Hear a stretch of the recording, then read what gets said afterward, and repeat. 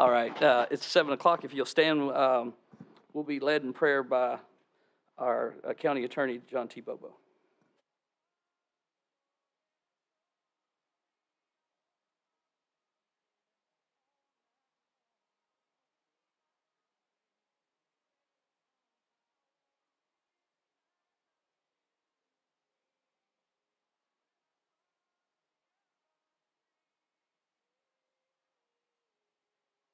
All right, please join me in the Pledge of Allegiance.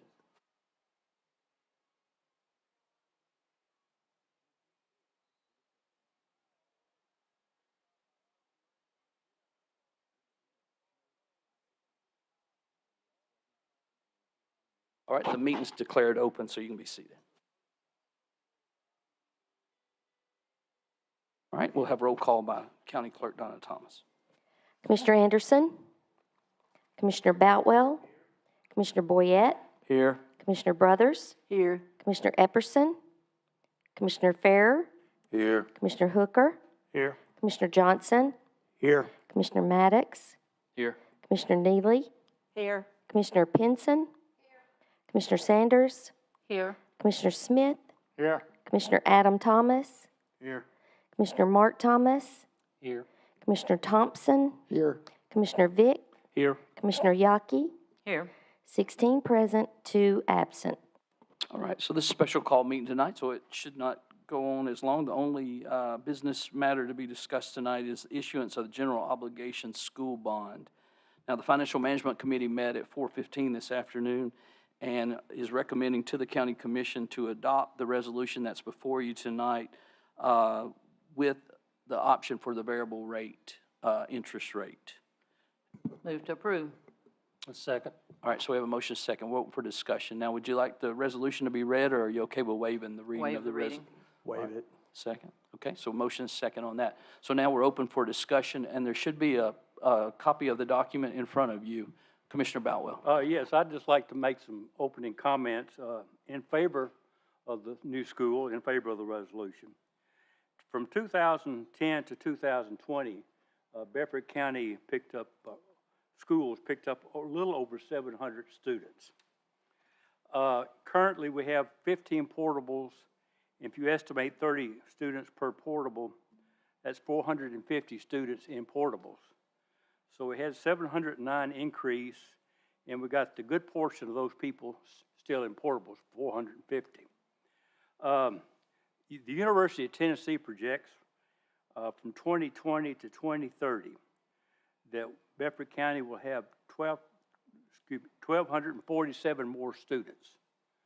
So we got 450 in portables now, and we'll have 1,247 more by the end of the decade, which is just 8 years away. And of course, if you could expand a school, maybe add a wing or whatever, but we have a real problem, a real constraint is with the cafeteria. I understand right now that we have some schools where students, particularly elementary students, are starting their lunch period at 9:50 in the morning, and the lunch period going to 1 o'clock in the afternoon, which I just, really strikes me as sort of a difficult situation, particularly for young students to have to endure that. So to try to expand a school by just adding on an extra wing or whatever is going to be a real problem for the quality of education. So I just wanted to make those comments in favor of the resolution. Thank you for those comments, Commissioner Hooker. Yes, if I could I ask some questions to the Finance Director, Robert Daniel? Absolutely, and I was going to let everybody know that we do have financial management people present tonight to answer questions. We have architect team is here if there's any questions, and of course, school superintendent and her team are here. So we believe we're prepared to answer questions for you. So we've got Robert on the lectern. Okay. Mr. Daniel, I just wanted to verify with this specific bond, is this going to require any type of tax increase for Bedford County? No, sir. As well, is this going to increase any of the operating budget for this particular fiscal year? Well, I'm sure there will be an increase in the operating budget in the future, but not this year. And the reason being, you'll have utilities added and things like that. And with this particular amount, do you foresee any changes of this amount or needing additional monies in the future for this project? At this time, no, and I think we may come in a little bit under this, but we rounded up so we'd have a little bit of a pad there. Okay, thank you, sir. And I believe there was a guaranteed maximum price that was involved from construction as well. There is a guaranteed maximum price. If they go over that, then the construction manager would eat that amount. If it's under, we get 70% of the savings. So we also have the architect's fees in there, furniture, technology. And I also have John Werner here, who's with the bond people with Cumberland Securities, if you have any questions related to that too. Right, and he gave a presentation to the Financial Management Committee, and that's why we are recommending the variable rate with this resolution. Commissioner Yaki? Yeah, could John just give us, instead of Sure. the hour and a Is there any half that he objection did in to that? finance, maybe just maybe the 10-minute? It was very, very enlightening, and especially for the commissioners who were not there, just the little intricacies of things. Absolutely, and John is our financial management representative for the county. We have a resource outside of our own financial management system, and so he's our advisor, has helped us to redo some debt that we've saved millions on over the last year or two. So for those that have been here with me, my 4 years, you've seen him before and know the quality of what that team has been able to do, and he's got a presentation, or he's got the ability to explain why this variable rate is a option at this time. And I'll try to give this the elevator spill. But basically, where the county is right now, given today's markets and the variability in the marketplace itself, I think that it would be to the advantage of the county right now when they're doing this project to have as much flexibility as they possibly can. Today, the difference between a variable rate and a fixed rate are pretty close to the same. So if you can go in and you can do a variable rate debt instrument, it will allow you to, A, make draws on the total amount, and therefore you only pay interest on the amount that you draw. And then at the completion of the project, or anywhere along the time, you have the opportunity to refinance it if all of a sudden, because of the volatility, again, rates go up, rates go down, it seems all of a sudden to be to the advantage of the county to put everything into a fixed rate instrument like a traditional bond, which we're all familiar with what we've done in the past, or we can just maintain the variable rated debt. In any respect, we just think that at this particular point, give the county as much flexibility as you possibly can. As I stand here today, the difference between a long-term fixed rate debt instrument, fixed rate, and a variable rate debt are pretty much the same. So why not go ahead and try to take advantage of the flexibility and the options that you have available to you, and then we'll see what the market does for us in the next year or two. And I think you, on that very note, and you may have said it, and I was making myself notes, if the variable rate and we're drawing down, we're only paying on the money as we draw. Otherwise, we're hitting the note right away for the fixed. Is that right? That is correct. You'll be paying interest on the entire, and this assumes that if we draw down the entire $43.5 million, and we sell a fixed rate instrument, you will be paying instrument from the day that you close. But on the variable rate debt, you'll be paying whatever you actually borrow. So you will work yourself up to, and again, assuming we spend the entire $43.5 million for this particular project, which I understand is not the case from the conversations I've heard by this body. Okay, what about other questions? Commissioner Thompson? What would rate be, variable versus fixed? Right now, if you were talking, let's just use a number hypothetically, 20 years, okay? Around 4%. Okay, other questions? Yeah, Commissioner Neely.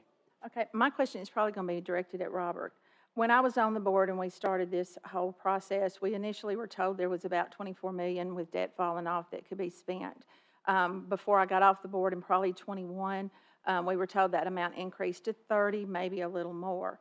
My question would be, now we're up to 43.5, we're not going to raise taxes. Where does the money come from that's going to make the payment on this? From debt service, and we do have the funds available for it, so we don't have to do a tax increase. And what I do is I project out that debt falling off as well as future debt, and we can make the payments on it. So that's what I've looked at, and I analyze that really several times a year. Well, I know we don't know what the payment will be yet, but what is the projection on that? I'm thinking around $2 million a year.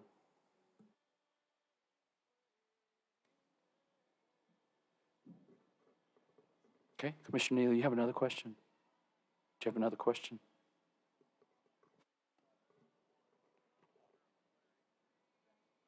Okay.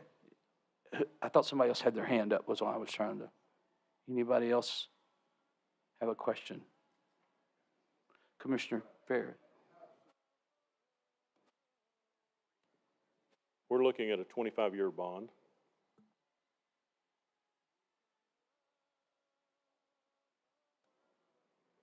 Okay, while you're, Commissioner Hooker?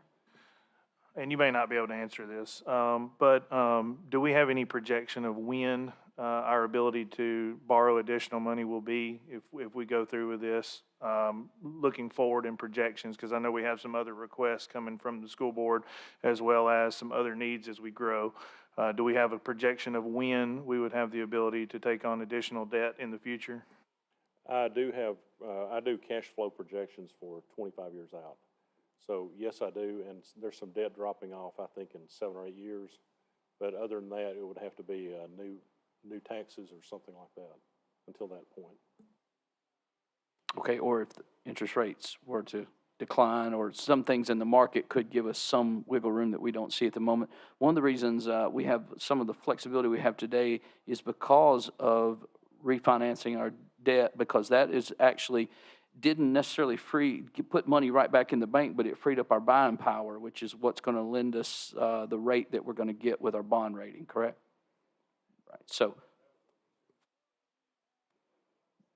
Right. So when you see those things in there, again, this has been an ongoing process, but these are the kind of things that's brought us here with the opportunity to do this at this time. And I don't know if the school superintendent wants to say anything or not, but what I'm really excited about is they have been able to stay on focus of trying to design the school they need, not chase a dollar amount we thought we could pay for. So that's significant. She's here if you want to hear anything from her. You've heard our financial people tell you that we've got a path to cover what we've got going here. And any other questions you have, and there's a motion second. Yes, Commissioner Neely, and then I'll get you. Okay, one question I did have. In building projects in the past, we have not financed like the furniture piece of it. We always paid for that. And for me, that's a little hard because that to me is a consumable. It won't last the length of the loan that we're going to be paying for the furniture. So is there ever any consideration or funds available that could have been paid up You still front? have that option. We just included it in that not to exceed amount in case you needed that. But yes, you can look at other options. And I believe when I was on the school board, yes, we did borrow money, but then wound up paying for those things out of operations where it left money available for overruns in the actual building project in the past. I know for sure with IT and stuff, and it happened actually with FF&E in the past. Also, when you take that out of your operating expenses, you impact academics. We have some significant needs. We want to make a lot of gains for our community, and the furniture is about $960,000. It's a lot of teachers when you think about $960,000. I promise that we are looking at every grant opportunity that we have in order to help some of our other projects, and if needed, we could do the furniture, but I just would like for you to remember when we do the furniture out of operating, that's taking academics away from kids and not allowing us to get to our goals as quickly as possible. Absolutely. Commissioner Maddox. Yeah, thank you. So I know that we're talking about the cost, $43.5 million, but I'm just kind of curious, what's the anticipated Our construction manager's here, and I think he can give you a better idea of that. I've got an estimate. I think I have like 39 something, but let's let Tyler answer it. Push the button there, partner, so they can hear you right up here. So right now, we do not have our completed pricing put together yet. It is based off of the design development documents. We are pricing the 50% construction documents right now, but based on the design development documents, it was $39,120,000. That's the round number that we had. And as Mr. Daniel said a few minutes ago, we do feel that we will get below that value at our completed pricing. Right, and there's a contingent amount within that number, correct, in case there is change order? It includes contingency. So that's what is the difference between construction management at risk versus a hard bid process where it does not include that contingency. Right, and so any savings there will be 70%, you guys will be 30%. Yes, sir. I believe somebody else, yeah, okay, Commissioner Hooker.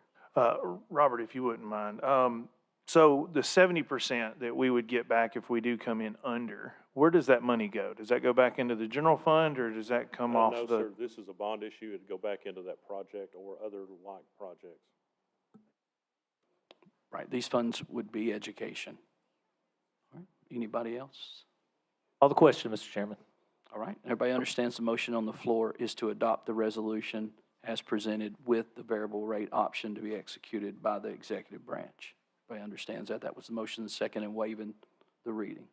All right, when your name's called, vote for or against. Commissioner Boutwell, Commissioner Boyette, 4. Commissioner Brothers, 4. Commissioner Epperson, Commissioner Farrer, Commissioner Hooker, 4. Commissioner Johnson, 4. Commissioner Maddox, 4. Commissioner Neely, 4. Commissioner Pinson, 4. Commissioner Sanders, 4. Commissioner Smith, 4. Commissioner Adam Thomas, 4. Commissioner Mark Thomas, 4. Commissioner Thompson, 4. Commissioner Vick, 4. Commissioner Yaki. 4. Does anyone wish to change your vote? 16 ayes, 0 noes. Fantastic, it passes. Great day for education. Sounded a little bit like golf for a minute with all the fours, but that's okay. All right, so that was the only item on the agenda tonight, and Commissioner Yaki. Mr. Bart Klein's in the audience, and I just would like for him to know how much the commission appreciates how he fixed this room back to the 1930s, and all the efforts that he put in and all the fussing and complaining. Not that I did that, but some of the other people did that. But for those in the audience, for us to be able to sit in a place like this gives us quite a bit of grandeur, I think. And he listened to everything and knew exactly what we wanted. And we are all, those of you in the audience that are educators, I know that you appreciate this. And just little things, like we didn't know there was this little wiggly stuff around the room because it had been painted over so many times. It was just like a solid thing up there. And the ceiling, the same thing. The curtains and the shutters and on have got us back to what the courthouse, I mean, it looks better than it did in the 1930s. But I would just like to give a shout out to him. I do remember. I was in school then. Absolutely. Like to give him a shout out about that. Absolutely. We're grateful to Bart Klein and Klein Sweeney for their efforts. And U.S. Senator Marsha Blackmore was just here the other day, and we were talking about the decisions that this body agreed with in making investments with ARP funds instead of local tax dollars. And she absolutely recognized the value and the importance of establishing the credibility of government, but also accessibility of government, understanding all the technology and things that were infused into this environment, the spacing for the 6 feet, the recirculation of air systems that were done under the COVID umbrella was, and in her mind and in her mouth, out of her mouth, and I agree totally obviously with that, a good use of those resources they have seen across the country where a lot of want projects were done instead of need projects. And so she applauds Bedford County for the investments that we made in our emergency radio communications. And I went through the whole list with her about how we had divvied out those dollars and had tried to look at what real needs in our community were. So again, to all the folks that were involved in making sure that this project happened, you're now reaping the benefit of it. Commissioner Hooker. Yes, I did want to just let the body know that we did set a date for our first homeless task force. It's going to be February 14th at 5:15. And if anybody's interested, I will be sending out an email letting you know all the members on that. Okay. Is there a motion to adjourn? Move to adjourn. Second.